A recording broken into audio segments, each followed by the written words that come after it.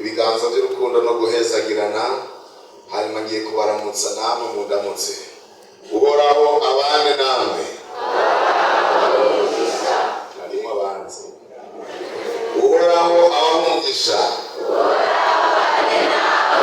Ubu rero mwahejeje kumenya mwese. Dusubiremo neza rero. Tugorora ibiganza by'urukundo no guhezagirana. Uhoraho abamugisha. Uhoraho abane namwe. Murakoze cyane.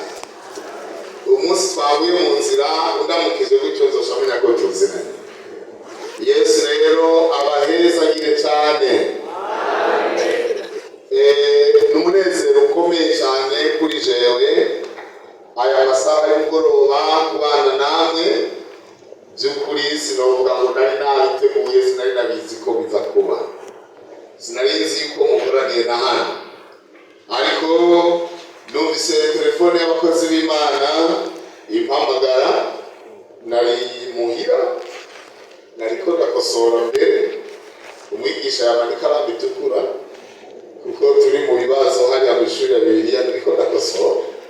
Hanyuma rero nza numva telefone impamagaye imbwira yuko hano ba pasiteri Akadureri basabye yuko noza kubana namwe muri iki gikorane cyo ku mugoroba. Hanyuma rero barambaza ati none wowe witeguye? Ni jewe bingwa neza. None rero Imana ishimwe, manze shimira Imana yaciye muri abakozi b'Imana, kandi na Imana ibahezagire. Ego mwakiri ntasho rero z'umwungere na sekreteri wa misiyone na komisiyoni nawe nyene bambwiye ndabatashe mwakiri ntasho zabo. Hanyuma izindi ntasho mfise izo mu rugo, umutambukanyi n'abana bose barumira bari bagiye ku ishuri, bari bamaze gutaha. Hanyuma rero barumva yuko nje ino muri ETS madamu yarabandanije muri korale mu Kamenge. Abo rero bantumanye intasho mutarambiwe muzakira. Undi munsi nibampamagara tuze tuzananye. Imana ibahezagire cyane. Nagendanye na mwene data Jean Marie Vianney harya hagarara mugenzi. Uyu ni mwene data ari muri gashengeri wa Pastor Esther, kandi ari mu bantu bashikira gose igikorwa mu kwakira abakozi b'Imana n'ibindi bikorwa. Muri no misi twagira ubuntu kuba turi kumwe. None rero muramuhaye kaze nawe. Imana imukorere iki?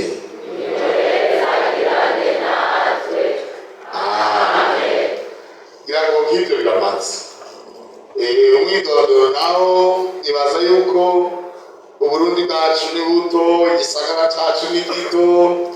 Gira ngo kumenyana biroroshe cyane. Sinohabwa niyumvira yuko ari abantu benshi cyane muri mwebwe batanze.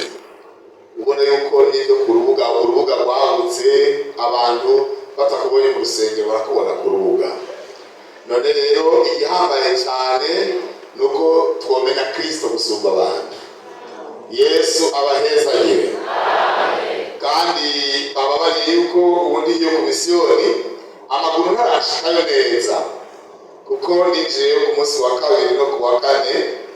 Ubundi nahora mubwiriza bwo mu mirango, kandi nabonye abana bacu barimo ngaha benshi tubanye ibihe bitari bike. Hajya nabonye bene data bavuye mu Kamenge, ni byiza. None rero numva nisanze rwose kuba hagati muri mwebwe, kandi mu buzima nibwo twabayemo ahanini. Egomeye cyane cyane mu ntara ya Gitega centre hariya twarahabaye hose mu buzima bw'ubu, abo twari kumwe n'abakozi b'Imana hirya no hino, ariko kandi no mu ntara ya Rwigi. Aho rero hose rero twagiye tubana na bene data, nabonye n'abakozi b'Imana ba Akadureri tuzinanye benshi hano.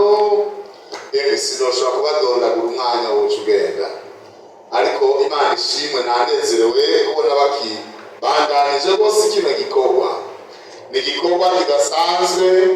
Nawe niwiyumvire kuraba urugwaruka rwose rungana gutya. Ndabona yuko mw'isi y'impuhemu hamwe twese twohagarara neza tugasatira bikwiye, tworoha abantu benshi baza kuri Yesu. Imana ishimwe.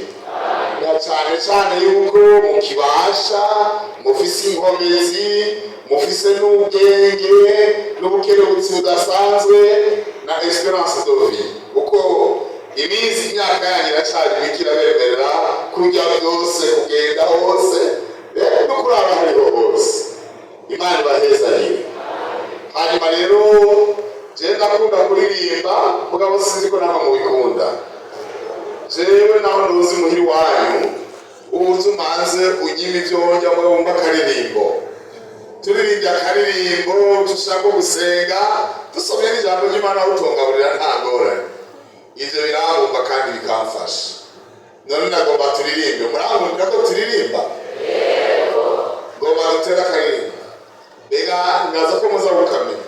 Wa muriro wahoze waka hambere, wa muriro wacanye n'abasogokuru, wa muriro watse kuntu Yerusalemu, uze wame waka ntuzime. Wa muriro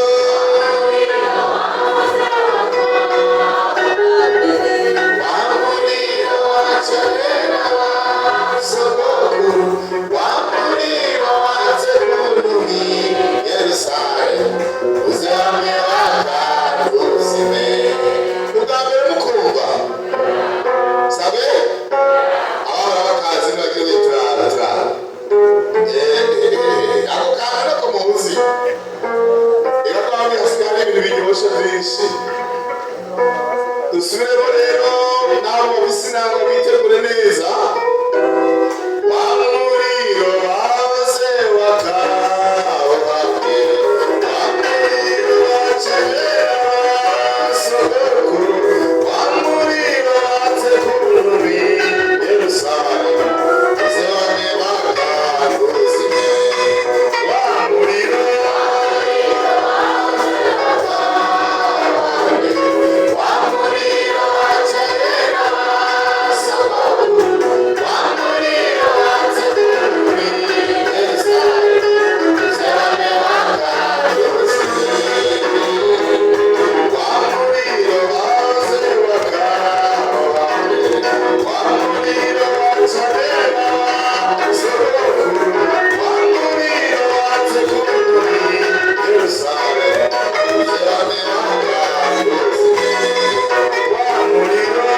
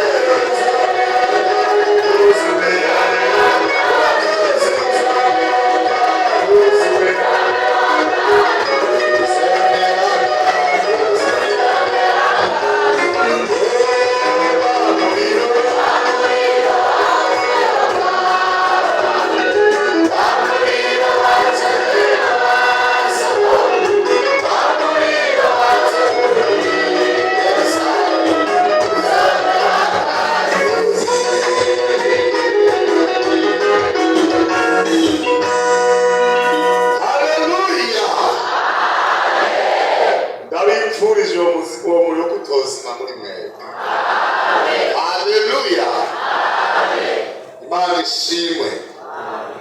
None rero nijoro saa 9 nariko ndasenga muri chambre de prière muhiri wanje, hanyuma numva ijwi rimbarira ngo soma kandi igihe uzobibwira abantu ku munsi w'ejo, ariko sinabona aho ndobivugira. Bababwiriye ko ku munsi w'Imana batwimuye. Iyo umuntu yimuye abantu bashasha ntibashoka bamuha umwanya, kandi ijuru riramuha umwanya. Amen. Ibyo mvuze birababaje. Asanga bitababaje dusome ijambo ry'Imana. Zaburi 34 guhagarara imbere y'abantu mutamenyeranye ntivyoroshe, ariko niba mbega abantu bameze gute nawe umukanda bati mbega yewe uyu muntu ameze gute ariko uwo duhuriyeho twese ni Yesu Kristo. Amen. Uwo rero ameze neza gusumba twebwe twese. Zaburi 34 ku murongo wa 19 niyo ngiye gusoma ijambo ry'urufatiro. Dusome rega mwahabonye mwese iryo naho amabiri y'amaversiyo hinduka ntibyahindutse byagumye byahasukunye. Havuga ngo amarushwa y'umugororotsi nangahe ariko akamukiza angahe yose.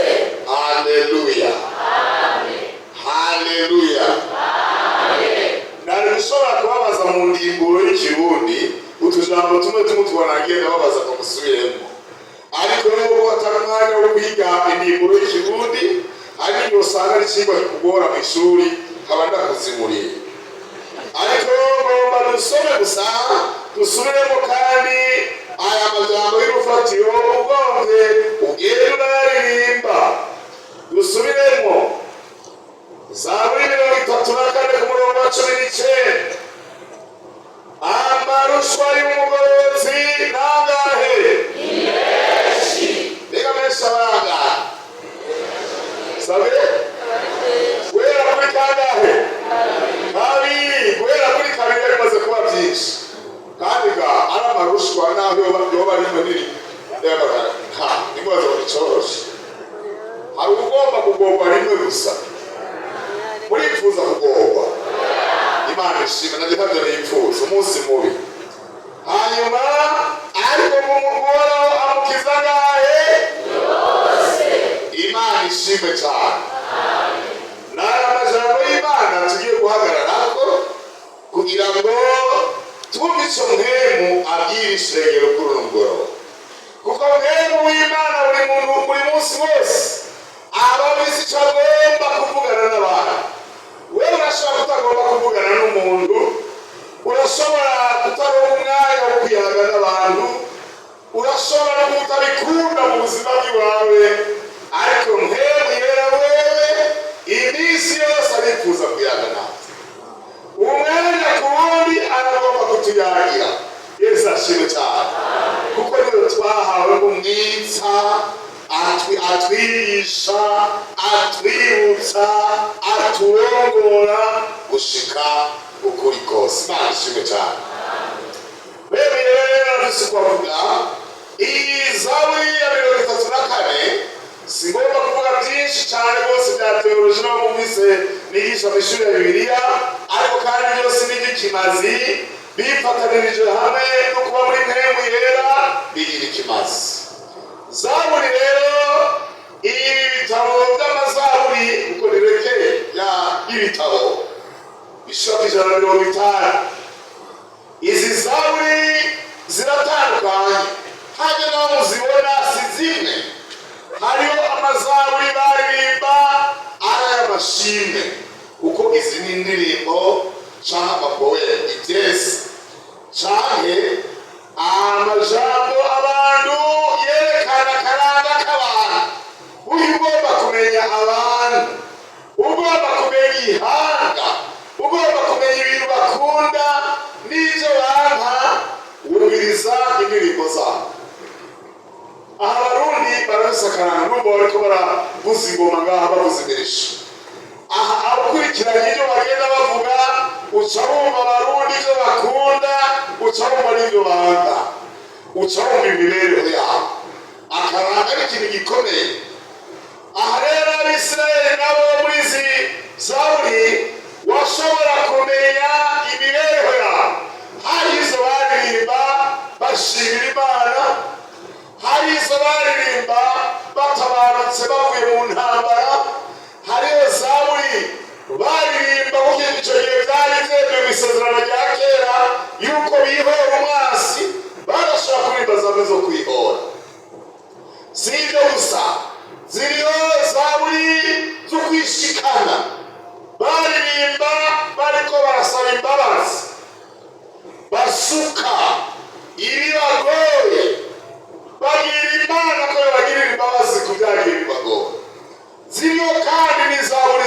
batubwira ivuka ya Yesu mazaburi birimo. Ariko si ibyo gusa, hariho n'izindi zaburi baririmba bagiye mu rusengero. Izo muzobana bavuga ngo zaburi zo mwiduga, si ukuduga mu ijuru. Oya, izo baziririmba batumbereye mu rusengero. Uko bagiye kwinjira mu ngoro y'Imana, iyo baririmba izi zaburi zo mwiduga.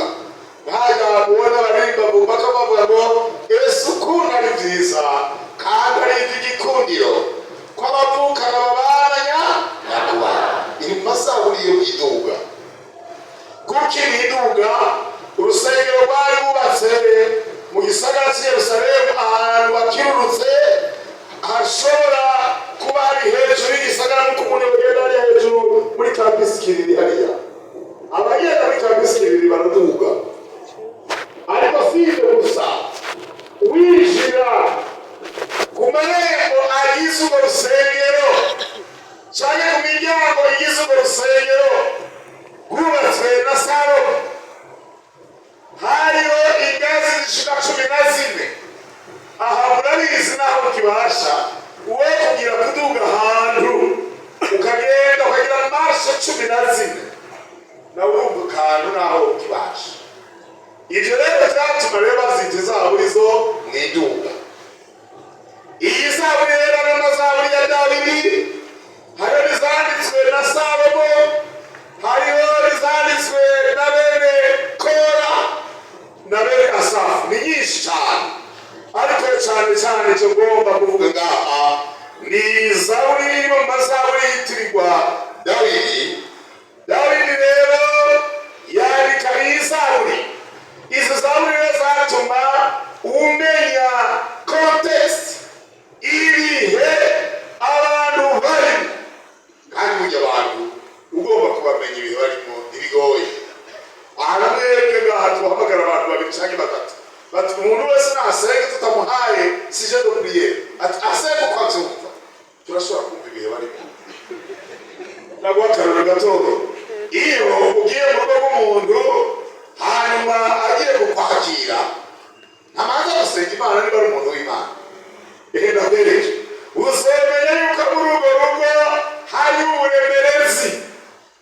Abo bantu bari mu bihe bitoroshye baravuga, Mwami Yesu turagushimiye kwakiriye umwene data, twebwe ntidushoboye umutwakiriye. Abahaguruka muriko murazumva? Yesu ashimwe. Kandi ibyo ariko ndavuga bibabako, twese tubako, siko none. Ariko iyo umuntu ari mu bihe byiza kwakira abashyitsi atari umutwaro, atangura gusengera n'ibyo mu gihe atarangira. Wewe uje Mana urakoze kuduha umushyitsi mwiza, twari tumunezerewe, twari tumwiteze. None Mwami Yesu turasengeye umwezi wo kubana n'ibyo tudakwihereza byose kuko biriho. Amutwaro y'ibyo bafata aho hantu hari. Sema amen. None gahana benshi aha muri mwebwe umuntu w'imfubyi, umuntu aburana n'imerivare, indirimbo ziwe usanga ari indirimbo z'amagorwa zikeneye uko avuga ati ndakeneye Imana kumva abantu. Ntashobora gushyiramo imfubyi n'abapfakazi. Namamuna kubaza umutandukanye iwanje ari mu bantu bahimba indirimbo muri korali, kubera ko none indirimbo zawe zitaburamo aba imfubyi n'abapfakazi. Agatabwa uyu umva icyo kibazo cyo kumbaza, ahubwo avuze inyishu, kuko nawe yavuze ari imfubyi, ababyeyi barapfuye bose. Naje rero twabaye nkagira papa nkagira mama. Ati icyo kibazo si uwo kibazo, ahubwo ni uwo kukishura. Yesu ashimwe cyane. Haleluya. Aha rero tubonye kandi bazina muri ibintu byinshi. Uyu mwanditsi Dawidi avuga ngo amaruswa y'umugoyotsi angana gute? Ariko arakamukiza angahe? Iri jambo amaruswa ni izina mvarivuga riri bivuga bivuga kuruha. Iyo babuze amaruswa nibirusha abantu, kandi tugiye mu byo bita imvuga rimwe cyangwa ivitirano, niko kugira mu ndimboro no munsi kuko ndi imbere y'abanyeshuri. Imvuga rimwe z'amaruswa n'amagorwa n'amakuba n'ibyago mu ijambo rimwe twebwe nk'abakizwa tuvuge ngo n'amageragezwa. Imana ishimwe cyane. Yego n'amageragezwa. Amageragezwa y'umugororotsi rero ni menshi, ni menshi.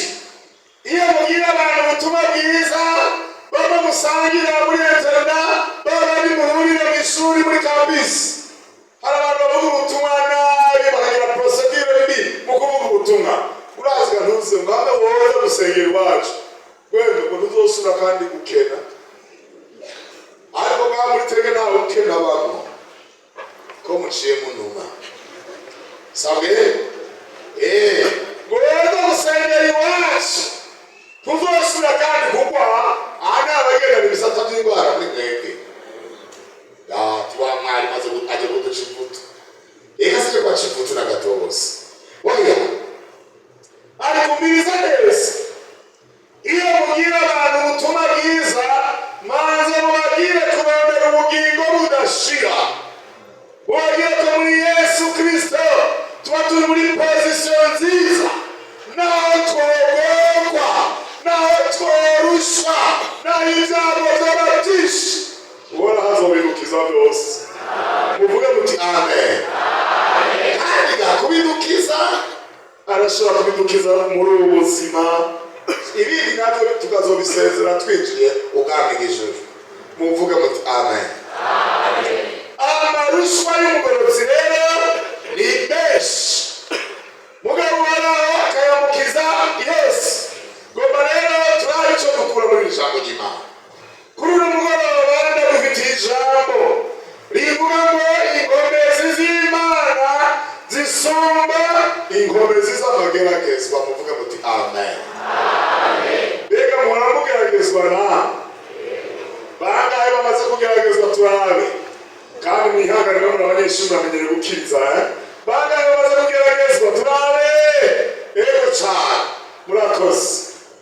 Mbega igeragezwa ni ryiza sabwe? Si ryiza?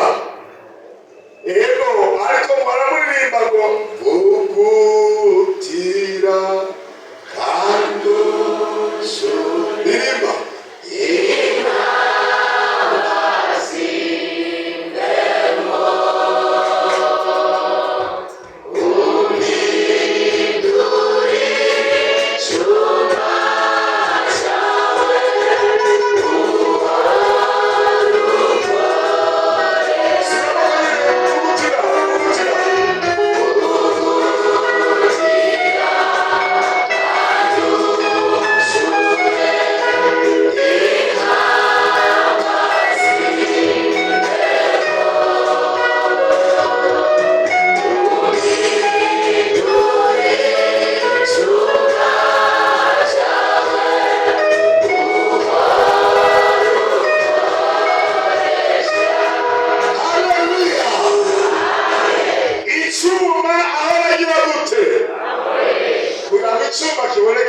bigenda gutena kibacisha mu muriro nawe we mwazi cyo bita umuvuba sabwe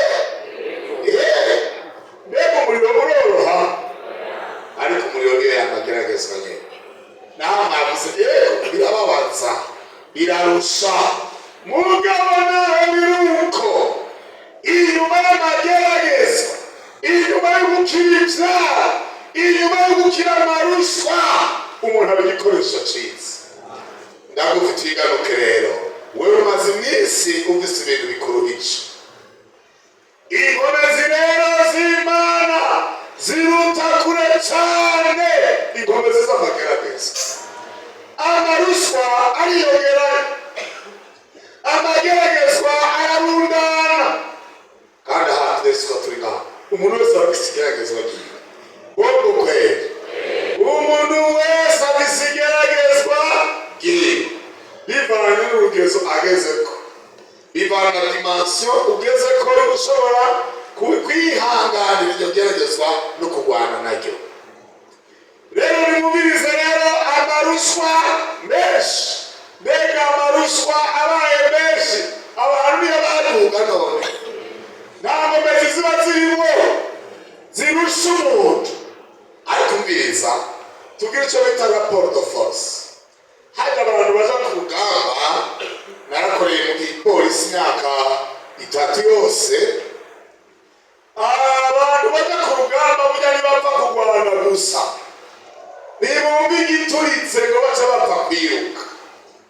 Hajya kugira ngo igihugu kigire declaration de guerre, babanza kwitonda, haraba iperereza ryimbitse y'ukubanza kumenya uwo murwana uwo ariwe, kumenya ibigwanisho afise, ibyo ushobora guhabwa kumenya.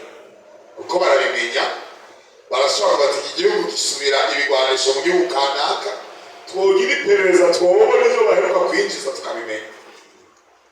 Hanyuma rero bakamenya n'ingabo icyo gihugu gifise.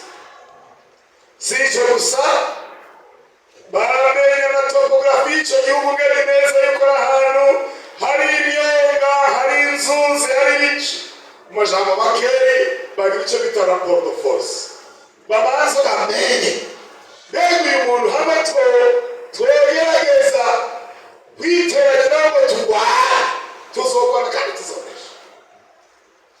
Iyo rero basanze icyo gihugu cyabisuganijwe, baca bahitamwo kwiyuzuza igiti uturira ushobora kurangamira. Babonye yuko inkomezi zabo batoshobora kuzihangana. Mubiriza amarushwa, amageragezwa abafise inkomezi, kandi izo nkomezi nizo kutugurusha. Izo nkomezi nizo kudukura kugira asezerane. Amen. Amasezerano twasezeranye ngo tuyateko. Hari umuntu ngaho usanga avuga ati jewe ndaze kuva ngijijwe nkarabino nagiye ncamo, jewe ndabona ko iyi nzira idashika. Aha muri mwega ari mu rusanga yamaze kwiranda ke, avuga ati reka mperekeza abandi. Ivyo nibwo vyashize ahantu gasanga umuntu kwizera kwabaheze. Wa murindi yarafise mu gukorera Imana ugatera uhera, kubera amageragezwa, kubera amarushwa n'ivyago vyiyongereye. Ariko dufite ingaruka kuri mugoroba ngo inkomezi z'Imana ziruta kure inkomezi z'amagerageza. Muvuga muti amen. Amen. None rero twizeye Yesu Kristo arakomeye. Twumvise ngo amarushwa naho yaba menshi, ariko uraho adukiza yose. Tuvuge tuti amen. Amen. Ngo turabe rero muri Bibiliya n'ijambo ryavuze tutoheza muri aya masaha y'umugoroba, ariko tugende turaraba ingene uwo twizeye, uwo twakurikiye, uwo duhamagaye ingene akomeye, afise inkomezi gusumba ibyo byose byoturusha. Muvuga muti amen. Raba ubutumwa bwiza bwa Yesu Kristo bwanditswe na Matayo. Abakadere barabanditse barashobora kumufasha gusoma kuko n'abakozi b'Imana bagenzi bacu. Matayo 8 uhereye ku murongo 23 kugeza kuri 27. Turabona ingene Yesu Kristo wacu adashobora kudutererana, arashoboye. Amina. Soma Matayo 8 uhereye 23 kugeza kuri 27. Niba dutize iyi mikrofone hano, hanyuma umwangandire akanyaruka agaca soma. Ami yamaze gushika, ni byiza cyane. Inkubi y'umuyaga mu kiyaga, atambukira mu bwato, abigishwa biwe baramukurikira. Haza igihuta gikomeye mu kiyaga, bituma ubwato buzimirira mu mifunda, ariko we yarasinziriye.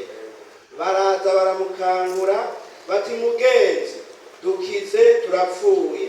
Arababaza ati, ni iki kibateye ubwoba? Mwabafise ukwizera gukene. Buno aravyuka azibiza ingunza n'ikiyaga, haba gahwekere rwose. maze abo bantu baratangara bati uyu n'umuntu ki umuyaga n'ikiyaga ko bimwumvira. Haleluya. Mbega y'amajambo mwayumvise neza. Aha ni Yesu Kristo ariko aragenda ari mu bikorwa. Abantu bari mu bikorwa bahura n'ibigora. Mbega namwe murabona nibagerageza mu bikorwa. Bibaho umwasi wa mbere n'umwanya. Kubera yuko musabwa kwiga ariko kandi mugasabwa no gukorera Imana. Boboke. Bana ugasanga baba mu miryango umwe yavuye ahantu kure akaba muri iki gisagara atagira mikoromeri. Izo zose ni intambara. Si ibyo gusa n'abagaragaza niyobora ibyaha byaragwiriye. Abantu muri kino gihe barakora ibyaha ngo barare ku buzima bwo buhinduka kandi abantu bakabacubya. Aya matelefone baziriye n'uburozi bubi bakakubwira ngo duhurire ahanaka kandi by'ukuri ikibazo cyawe cyose kiraza gutora inyishu baguhamagarira ubuhumane. Urazi ubuhumbu buri muri iki gisagara bungana. Aya ni amageragezwa. Hari igihe urwara kandi bagomba gukorera Imana ukarwara umubiri ukaha.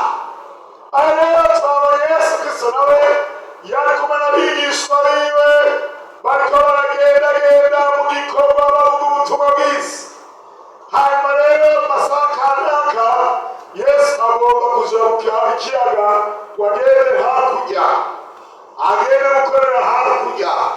Abigishwa nabo nk'uko byari bisanzwe batambukira mu bwato nabo ngo bacane.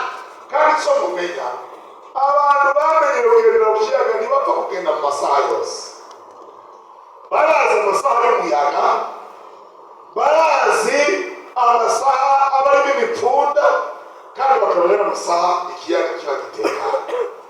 Ariko kandi rero byose bari babiteguye binjira mu bwato.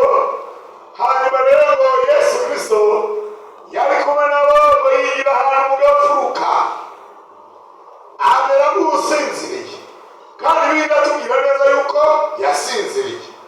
Bibiliya tuba turigisha mu ishuri Bibiliya baradusaba yuko uko Bibiliya ivuga ariko tuvuga natwe. Bibiliya tugira ngo araryama agira gute? Arasinzira. Hari undi bakubwira ngo Yesu nasinzira. Reka icyo gihe yari yambaye umubiri. Yari yambaye umubiri uruha. Murabyumva? Umubiri usonza. Ibyo ni mwabisoma. Araryama mu gafuruka arasinzira. Iyo gutwara ubwato n'icyari igikorwa ciwe barabandanya basoza kugira ngo amabato amoteri n'ingabo muri ico gihe. Hanyuma rero baragenda bageze guca babona umuyaga uturutse imbere yabo. Ubaye umuyaga uje, urazi umuyaga uje mu kiyaga ucuduza amavage imipfunda. Hanyuma rero bagerageza kwigwanira baramukuruka mugabo iyo mipfunda irushiriza kuba myinshi. None irushiriza kuba myinshi bagerageza kwikora ku buhinga bazi. Ibyo byose birasenywa gushika naho n'ibyo bari babise none bashobora kuba barabitaye. Iyo mipfunda iriyongeranya noneho uko yaza niko amazi yisuka mu bwato, uko yaza niko amazi yisuka mu bwato. Murumva yuko iyo ubwato ugiye kujyamo amazi bisigaye buca bwinjira, buca bwibira kandi bwibiye aho hantu bari mw'idamba hagati mu kiyaga. Hanyuma rero amazi amaze kwisuka mu bwato baravuga ati turapfuye rero. Murazi abantu bari mu gihe nk'icyo barahungabana bakiyumvira ingene biza kugenda. Si ahantu uri busimbire ngo woge imipfunda iriyongeranije ariko kandi bari mu gikorwa ntibari bagiye guca amahera bariko barakorera Imana. Amageragezwa arabaho mu gikorwa c'Imana ariko amarushwa n'ibitugora naho vyoba vyinshi uhora wabadukiza bingahe. Imana ishimwe cyane. Ndakwipfurije ko Yesu Kristo agukiza ibikugoye byose. Amen. None rero baragerageza uko bashoboye kuko nabo barabona kwirwanira imbere y'igeragezwa. Hari abantu bagerageza gukoresha amasitrategi y'ibyo bize ngo barareka bomba mu igeragezwa. Ejo bundi naraza n'umuntu yafashe amadeni atabona ko azoshobora kuyareka, akabwira mwene data ati uyu ariko amwishyuza umuriyoni, akazagenda ku wundi hajya akavuga ati ngurana umuriyoni n'500 zoraguha muri indwi bazaba bayanshiye kuri konti. Agaca atora miliyoni akagenda kuriha wa wundi yaramukanashije. None ikibazo cyaronse inyishu, hanyuma agasigara n'500 akabanza akayikora kugira ngo abananye kuba akajya mwishyira hamwe imiliyoni 3. agira amadeni bene data aramara batekeza kandi rero ariya mahera Iraki zine yaraziye kabisa, zine ibihumbi 100 yarabiriye. Yasanze aho niko ndakorera nira ati nukuri baba baza kumfunga kandi none rero uyu muntu bamufunga kandi ndamutuzi naye. Hanyuma arabona amagorwa yagize mugabo kandi kwara gupfundikanya. Hari abantu biteza amarushwa wenyine, hanyuma ndamu ibihumbi 100 na telefone madamu uyu muntu tumufasha. Wa muntu Iraki zine iyo bihumbi 100 yarabimize kuko baje kumufata baraharuye abaje kumurega bene data imiliyoni 15. Jewe muze rero bagabo jewe cyo nokora cyane izo Iraki zine nazihebye jewe ndavuye kugira ngo sinaba bamuremera cyane, ariko ntabwo kabaye hagati gakoroke y'imari koroke mu buze bwose. Yaciye afatiwe kuzarahunga urumuze asengera muri ububwiriza yajya agasengera mu bundi. Ayo n'amarushwa yikwege ubwiriza wayirwaniye kenshi kandi mu kwirwanira hariho n'ibyaha wakoze. Uraba yuko wahindura situwasiyo urimo y'amageragezwa yagusangukiyeko, ariko ndakubwira kuri uno mugoroba wisigire Yesu Kristo y'abantu afise inkomezi. Umva bamaze kugerageza uko bashoboye bikanga. Umateraga naho twagwanyega turi kumwe n'umuntu ashoboye twibagiye batabagenda basanga aho yijyanye hajya mufuruka. Ndakubwira ikintu nakuyemo. Haleluya. Iyo abantu bageze mu igeragezwa barahungabana, muga Yesu Kristo ntahungabana. Sema amen. Yari yigahuye kandi Bibiliya ivuga amadetaye yose. None amazi yosanga yaramushikira naho yarahajyanye none se, ariko ntaguhungabana kuko isingomezi nta situwasiyo n'imwe yo munanira kumetriza. Haleluya. Baca baraza terega urapfu. Abantu iyo bagerageza bavuga nabi musomye muri iyo versiyo, iyi versiyo ya kera ngo baravuga ngo mbega ntubabaye ko turiko turapfa. Abantu bageragezwa bavuga nabi we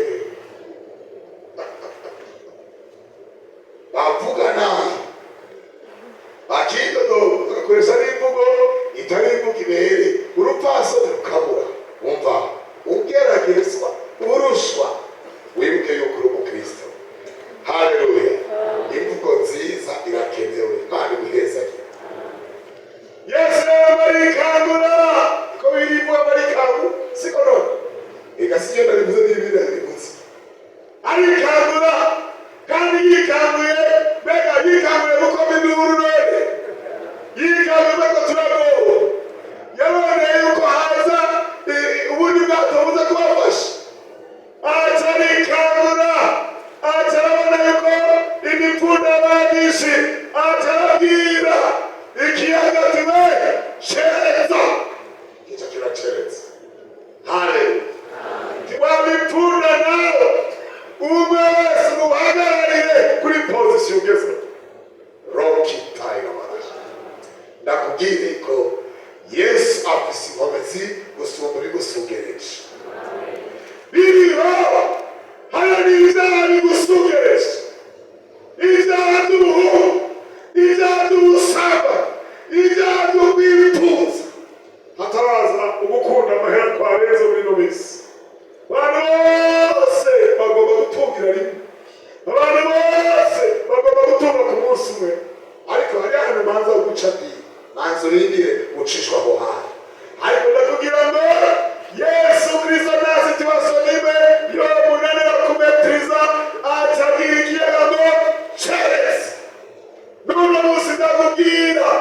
mugabo aya marushwa ibyo byaha bisubirane muri wewe wewe Kristo Yesu yawicecekesha.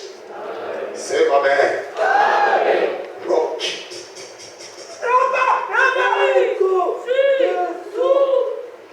Hari isuri mu bugingo bwawe iyo ibipunda ibintu bigomba gusuka mu byaha, ariko kuri uno mugoroba nakubwire ngo twizere afise inkomezi gusumba ibyo byose.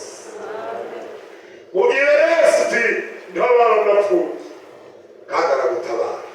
Sema amen. Turabe ayandi magambo atwereka ingene uri ku ruhande rwacu Yesu Kristo afise inkomezi nyinshi. Wa muntu yongeye kandi kudusomera aha ubutumagiza mbese tw'umwanditsi wa Yohana 11 guhera ku murongo wa 39 kugeza kuri 44. Roho kitarira abasha. Amina.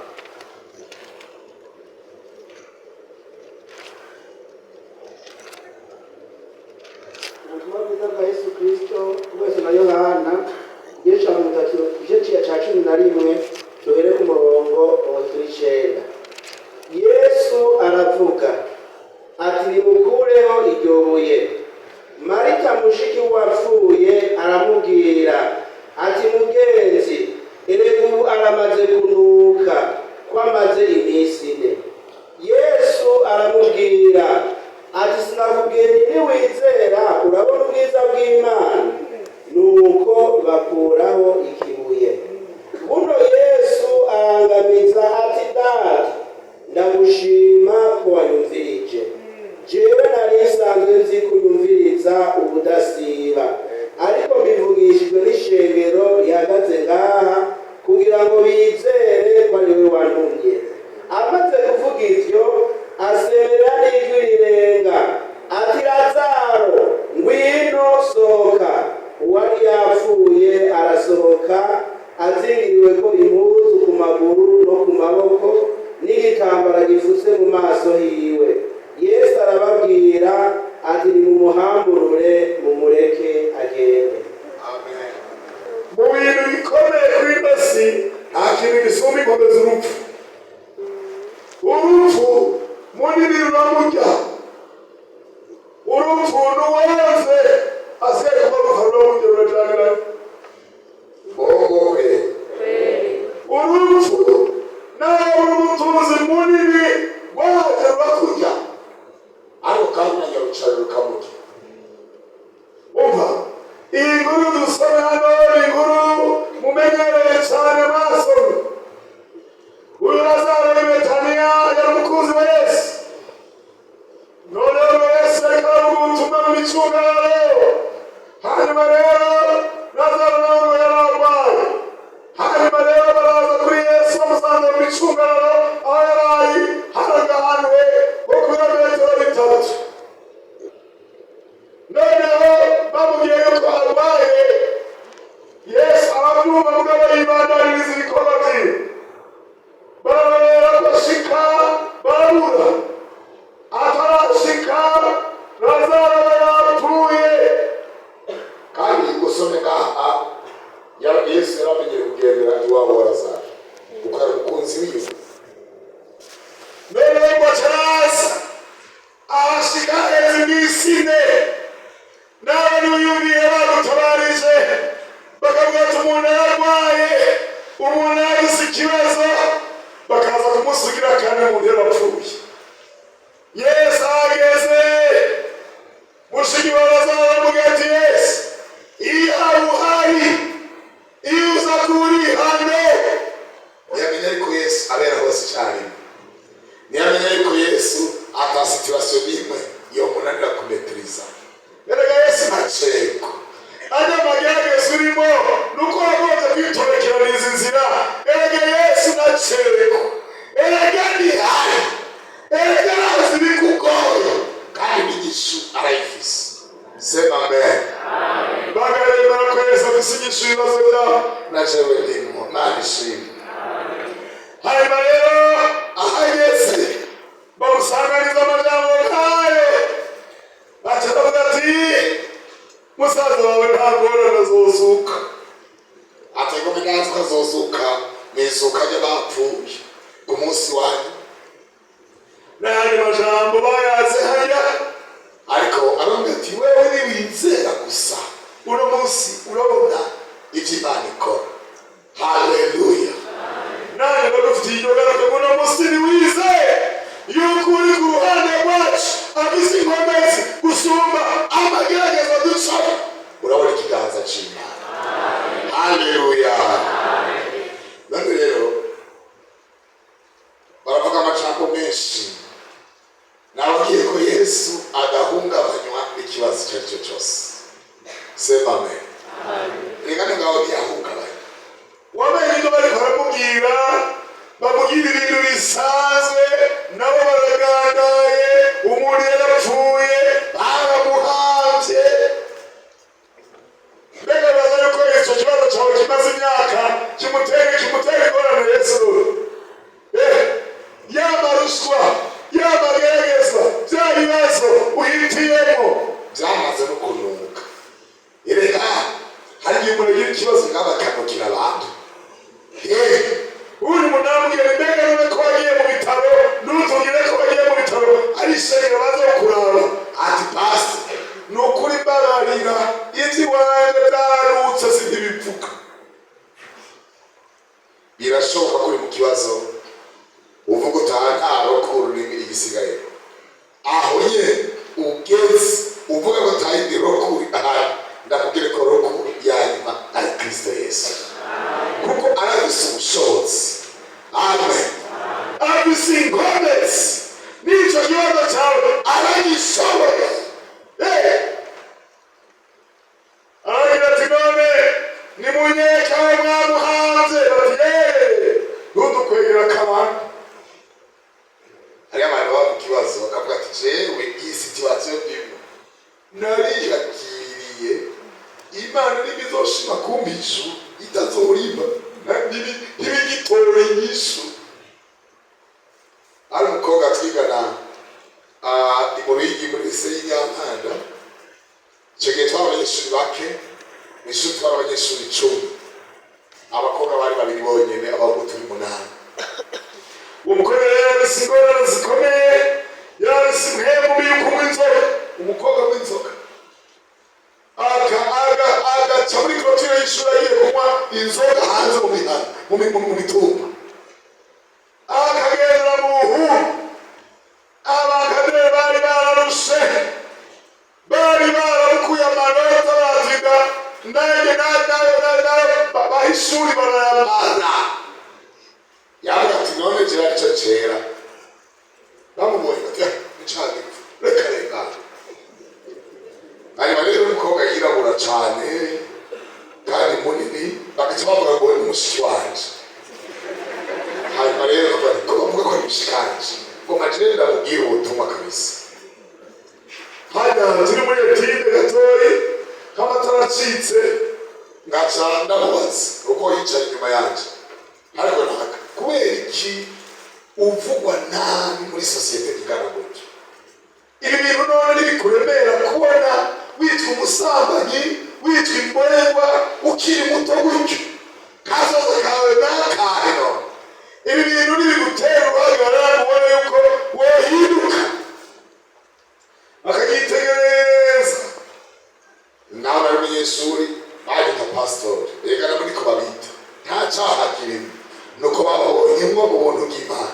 Imana ibahezagira ati pasitori tudakubwire simbona ikintu nokora ngo mpere inzoga, simbona ikintu nokora ngo mpere ubusambanyi. Kandi yari yatuye ndamubwira ni hari uwo kumara inyota y'ibyo ngo mbega nokura he urabundangira nawe uwo muganga ahehe omara inyota ati jewe ntibikunda ku munsi wohera nasomye kandi ikizira nacyo ntibikunda kwitwihera nasambaye. Amademo muraya bariko afise inkomezi umugabo Kristo nawe ari hejuru yazo. Sema amen. Namuganire nagutumiye ku munsi umugoroza kwa turi mu giteramo mu masengesho hanyuma uze kuza ndakwinginze kandi uze kuza kare ndabwira protokole uze kumucarika ahantu heza yicare neza yiyumve aje bamwicarika neza twagize seanse kuririmba dutazira tugahamagara muri rukururuka muri iryo joro nami ndaba ku rubuga abantu twiza muri iyo resitora ariko baradutumira ko tuzongera kugira protire abahahoze bose ncanibuka ibyo bihe bariko baratwibutsa ibyo bihe rero turaririmba umuriro w'umwaka ngo umuriro wake wamunaga kunera agwa hasi aho rero inyishu yaribonetse none amanyama ntiyarandetse tuzatumurambika twiganza tutimana icyo dusabye n'inyota ya bya bindi byamubujije kubaho neza muri sosiyete y'abanyeshuri aho turi yo ifuro rirabimba mu kanwa abantu atarababwira ngo reka ntapfa ahubwo arakira se amen turamusengera hanyuma zimurekuye nawe nimujyanike ahantu gatoyi aha barikanguye yikanguye tuza tubona arahagurutse mu bandi atanguye kuririmba haleluya izo ngomezi z'abadayimoni zari zuye n'ingomezi zidasanzwe ndakubwira twararose abakristo uwo mwaka n'abadirekiteri bavuga ati umviriza ndabye iby'Imana yabakoreye kandi yari umukiza nyamudirekiteri tunganya ibikorwa uko mushatse mugomba kugenda kwa musani magurupe bibirike imodoka y'ishuri jewe zotuma nsiba kugenda iyonja mwere biganza uri ku ruhande rwacu arakomeye haleluya hari n'ingomezi zidasanzwe acaranga tuzi n'amakuru ga Claude ubu mugomba kuja ahantu tuzi utakaza umwanya bwo gusaba uruhusha uranyandikira ku rupapuro gusa uti abagiye mu Ruyinge abagiye mu Rusengo abagiye mu Cyanguzo mu Gikorane nina wihere ko yegere adashaka azuba tugenda munsi y'ibiro byanjye munsi y'umujyana uca uterere pawulo ninjira nzobera yuko mwagiye kandi imodoka y'ishuri irimo igitoro nimwagomba ku kabare nzogenda n'amaguru hari inkomezi zidasanzwe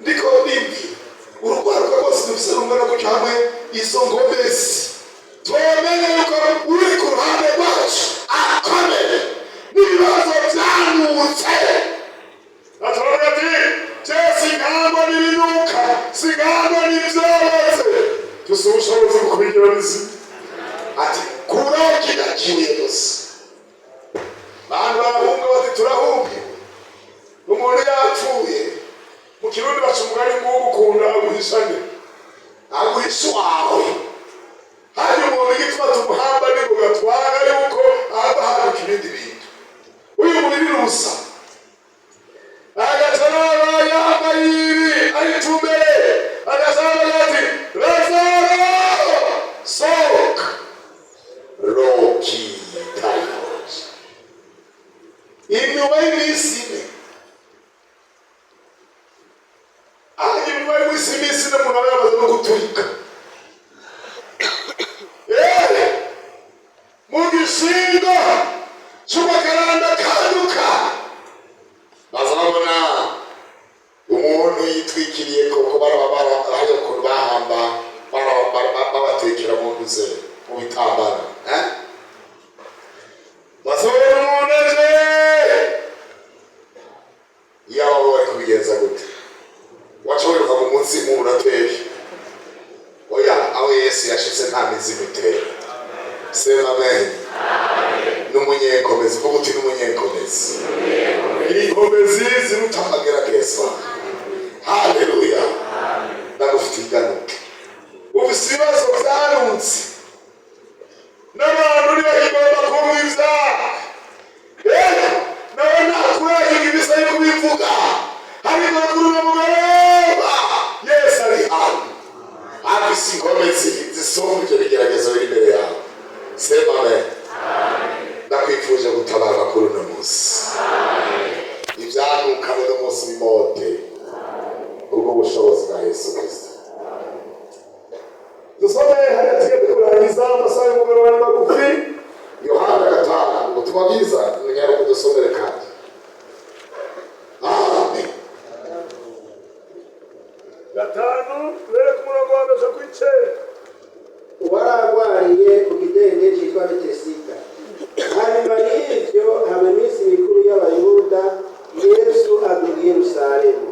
Kandi Yerusalemu hafi y'irembo ry'intama hari ikidengeri mu Giheburayo cyitwa Betesida, cyariko amabaraza 5. Muri ayo hari haryamye abantu benshi bagwaye n'impumyi n'abacumbagira n'abanyunyutse. Bari barorereye kw'amazi azikuruka, kuko rimwe rimwe umumarayika yamanuka aja muri kino kidengeri akazikurura amazi, maze uwitangiye gutambukiramwo amazi azikutse niwe yakira indwara yamufashe iyo ariyo yose. Hariho umuntu yari afise indwara ayimaranye imyaka 38. Yesu amubonye aryamyeho kandi amenye ko amaze igihe kirekire, aramubaza ati wumva ugomba gukira? Uno arwaye aramwishura ati mugenzi, nta muntu ufise wo kunyinikira mu kidengeri iyo amazi azikurutse, kuko ngira ngo ndaza ubundi akantanga gushungurukiramo. Yesu aramubwira ati va hasi, ikorere ikirago cawe ugende. Buno nyene uwo muntu arakira, yikorera ikirago ciwe aragenda.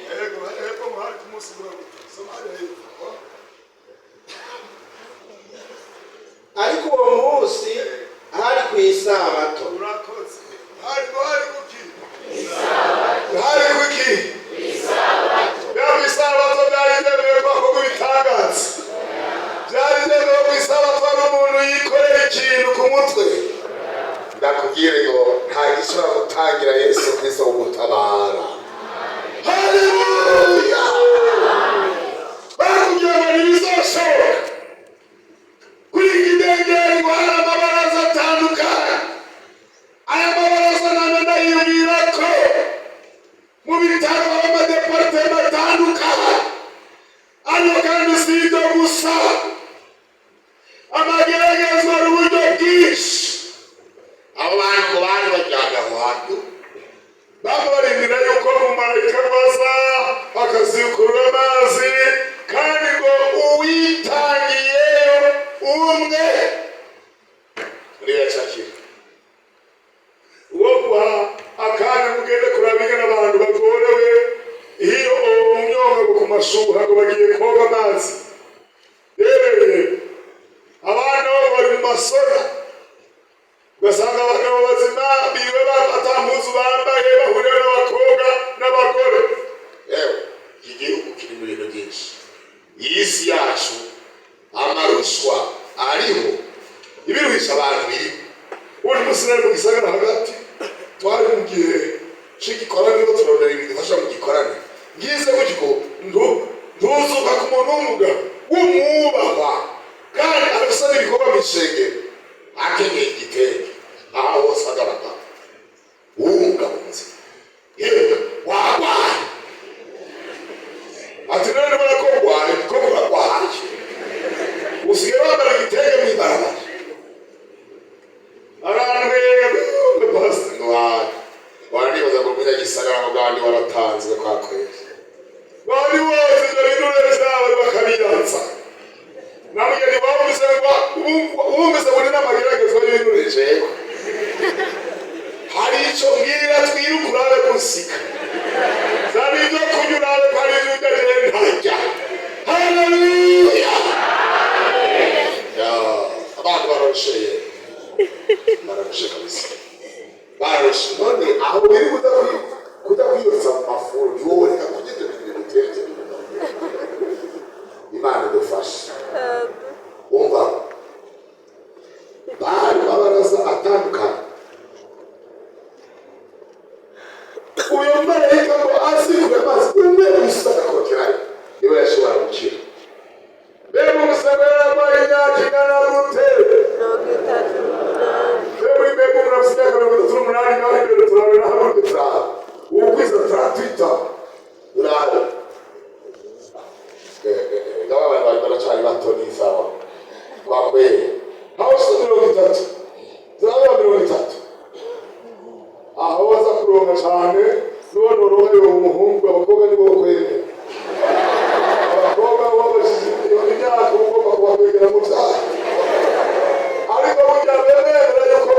bose bongo kwere mubibuzi wandikirore murabona pasiteri ngaho umutwe wenyene hameze n'abarifuza cyo umutwe nk'uyu utari kivume ntiwoshobora kuburisa umuntu afite umutwe nk'uyu umubonye ahantu uwe abasanga bagenda Samariya bambwira ngo umuntu azanye n'urumvi rumwe muri Samariya bakumusenga nk'Imana kuko iwabo nta bantu bakunze babaho intambara yarabamaze ubise icyubahiro cy'ubutama n'imbiziyo uriko bazuba namwe rero mugomba kuba mwita bakiri bato kandi mukuze reka ndabire ko bamusisemire umunsi babigombe tuzogira Samineri umva imyaka 38 ninde muri mwege abisigaragezwa bimaze imyaka 38 umurezi imyaka 38 n'umugabo munini n'umudama bongo kwere 38 umuntu arwaye akaja mu bitaro abantu bakivyumva mu ndwi ya mbere barashobora kumugemurira n'inda ntaziheze ariko ku muntu igira kabiri amasaha agitanga kugabanuka ukwezi guheze nta n'uba giseruka kuraba 30 igerageza rihagaze imbere yawe imyaka 38 ibyizigiro byaba bikiriho nabi waba yaribaza ko bari baramuhebye erega hagiye umuntu agwara cyakagira igeragezwa ndabizi mama wacu aragwara mbi cyane araviyerari agaruka mu rugo cyari ku ishuri aho hantu bamushize mu nzu ngarutse mvuye ku ishuri nasanga ari muri icyo cyumba nyine yes afise abakobwa babiri kumufasha namba kubera ararwaye kandi ari nyina babyara nshitse nkabaza mbega nakayo bakiriho bagaca bambwira ngo nibaza ko ataba ukiriho umve yose kandi ari mu cumba ahantu ngo rero hariya nawe nakarwa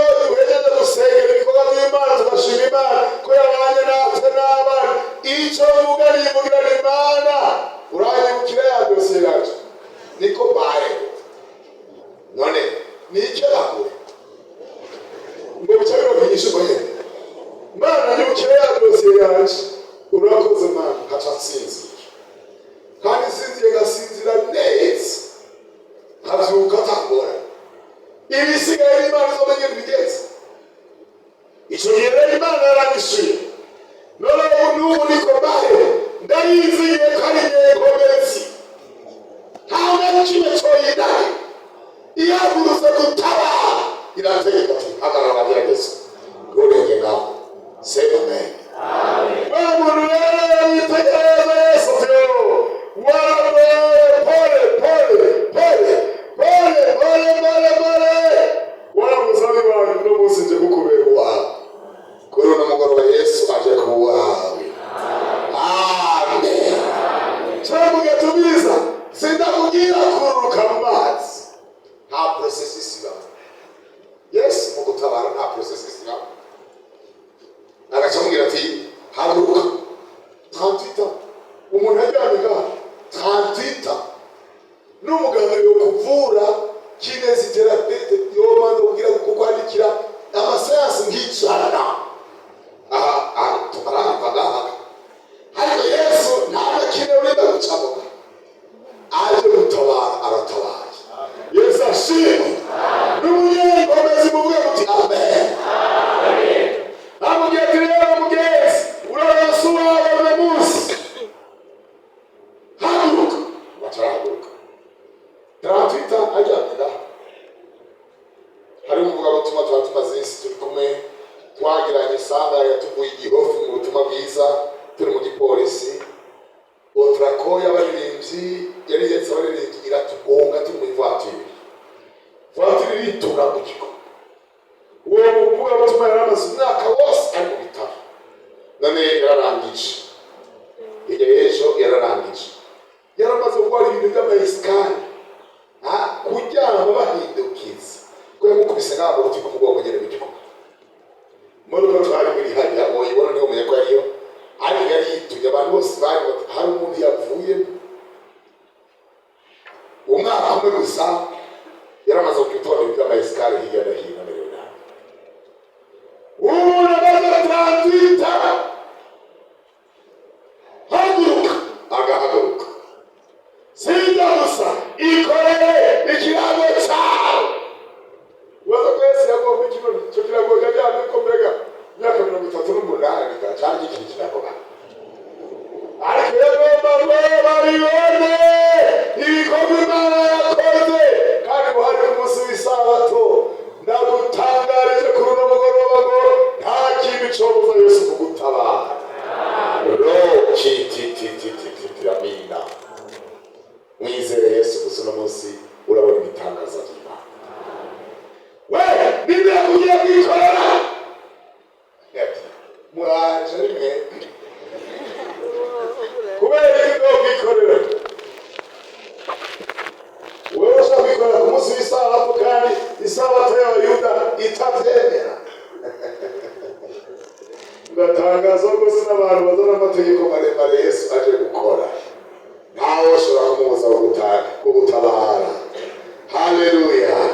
Abisi mbameze gusumba ibyo bindi byose atumva ibyo by'amasabato yanyu birabaraba aho nagoye kandi nakomeye gutuma ninde